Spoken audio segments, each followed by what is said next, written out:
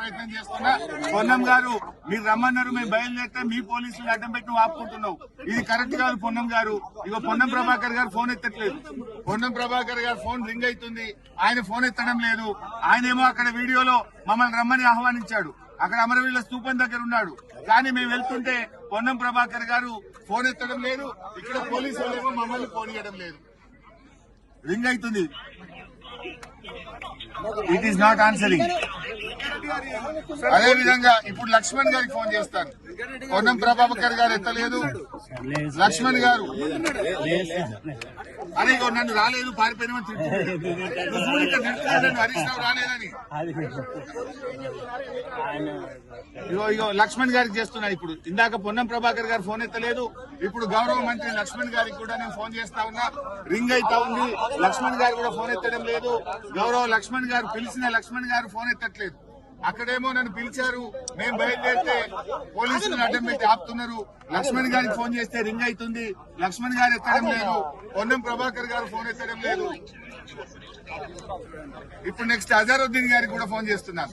ముగ్గురు మంత్రులు వచ్చారు, ఇద్దరు మంత్రులు ఇప్పటిదాకా ఫోన్ ఎత్తలేదు. ఇప్పుడు అజారుద్దీన్ గారికి కూడా నేను ఫోన్ కలుపుతా ఉన్నా.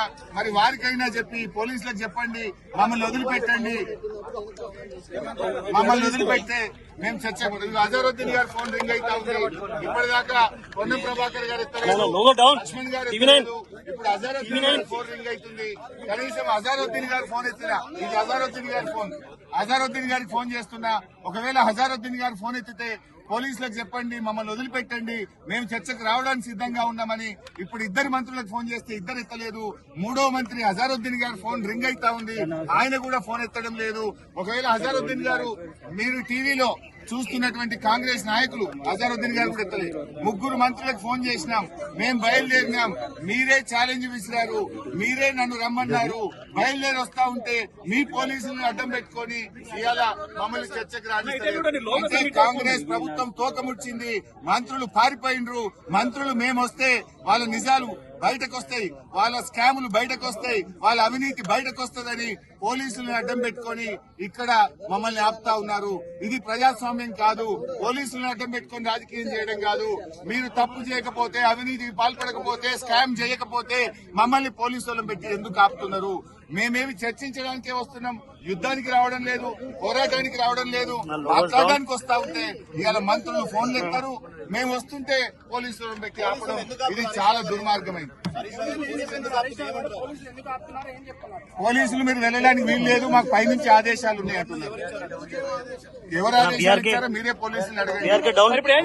ప్రభుత్వం మమ్మల్ని దమ్ముంటే చర్చకి రండి, ఇంకోవైపు అదే ప్రభుత్వం పోలీసులు మమ్మల్ని చర్చకి రాణిస్తారు. దిగి నడిచి వెళ్ళడానికి ప్రయత్నం చేస్తాం. మేము చర్చకు బోధించుకున్నాం. మంత్రులకు కూడా మీడియా ద్వారా విజ్ఞప్తి చేస్తున్నాం, పోలీసులకు చెప్పండి, పోలీసులకు చెప్పి మమ్మల్ని అక్కడికి రానివ్వడానికి ఫెసిలిటేట్ చేయండి. పోలీసులకు మీరు చెప్పడం లేదు, పోలీసులను పెట్టి మీరు అడ్డుకుంటున్నారంటే మీరు పారిపోతున్నట్టు, మీరు అవినీతికి పాల్పడుతున్నట్టు. మీ పోలీసులకు చెప్పి మమ్మల్ని చర్చకు అలో చేయాలని మంత్రుల్ని డిమాండ్ చేస్తున్నాం. మంత్రులారా మీరు అక్కడే ఉండండి, మేము నడుచుకుంటూ బయలుదేరుతున్నాం. పాదయాత్రలో అయినా అక్కడికి వస్తాం, మీతో చర్చిస్తాం.